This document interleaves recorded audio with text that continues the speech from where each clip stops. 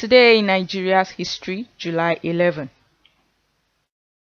July 11, 2003, President George W. Bush of the United States visits Nigeria as part of his 5-day visit to Africa.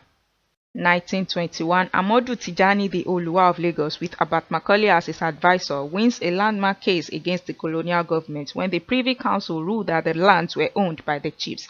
He was awarded a higher compensation than what the colonial government paid him initially.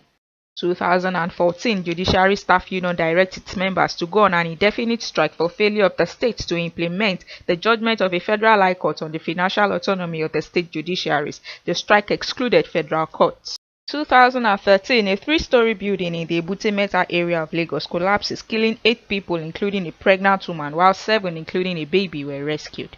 2010, 4 journalists Abdulwahab Oba, Silva Okereke, Adolfo Sokonkwo and Shola Oyeyipo were kidnapped in Abia State while returning from a conference in Akwa Ibom State. They were released a week later. 2016, public secondary schools in Oyo State are reopened. They had been shut by the state government since the month before over protest by the schools on the government's proposed policy. 17 schools who took part in the protest were, however, not reopened.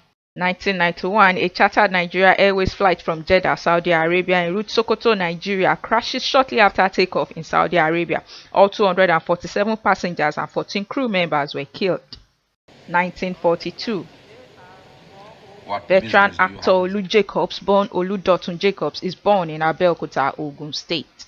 Today in Nigeria's history, brought to you by Ojara Olabisi.